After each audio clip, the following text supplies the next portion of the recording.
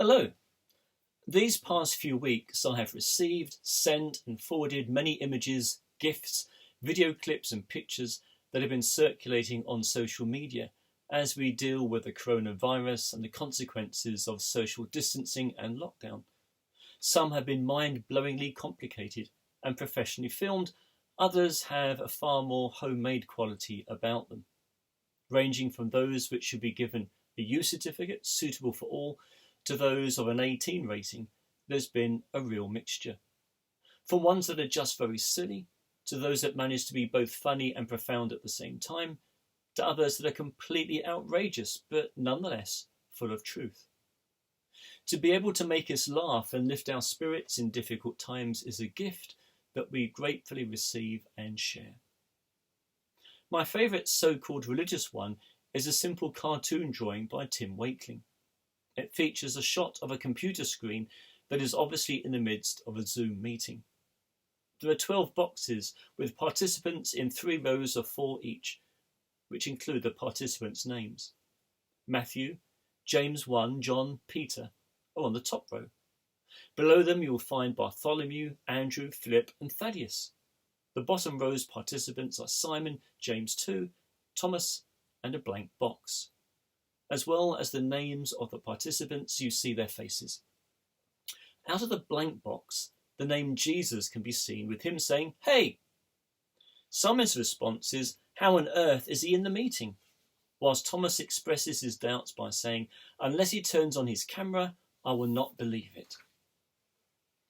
This simple yet poignant image has much to say to us, not least how it took something in particular for those Jesus met following his resurrection to recognise him and believe. For Mary, it was being called by name. For Thomas, seeing the marks of the nails and the wound on his side. For those on the road to Emmaus, the breaking of the bread. And for those out fishing, the miraculous catch of fish. I wonder how or what it is that for us makes the presence of the risen Christ an ever-present reality for us. Tim's cartoon also has something to say about what is real and what it means to be a church and do church in a digital way. As you can imagine, there is quite a lot being said at the moment regarding the nature of the so-called virtual church and virtual worship. In other words, all that's being done and shared online and at a distance. If you look up the definition of virtual, you will find a number of responses, such as almost or nearly as described, but not completely or according to strict definition, and not physically existing as such, but made by software to appear to do so. So, putting it bluntly, when we worship together on Sunday mornings at 10:30 a.m. for our Zoom service, and not together in our church buildings, is that worship real? Well, of course, our Zoom worship is real and valid. We know that to be true because we've experienced it. We've engaged with it, we've felt it, we've connected with it, we've met God in it, and we've been transformed by it. It is genuine worship, albeit done differently. Perhaps the problem lies with the words we use, and to call it virtual diminishes its significance and raises questions about its integrity and its authenticity. So rather than talk about our virtual church or our virtual worship, I suggest we'd be better off talking about us being the church online and offering online worship and online services.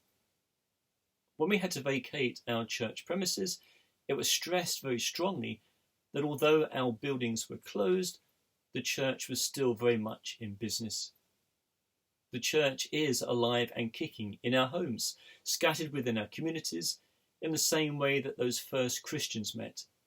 And it's very much in business when we meet online, for we are not a virtual church, but a real, living, breathing, and very much alive church that still seeks to engage fully with God's people and God's world. So why not join us for real online Zoom worship on Sunday at 10:30 a.m. To find out more, send me an email or give me a ring. Amen.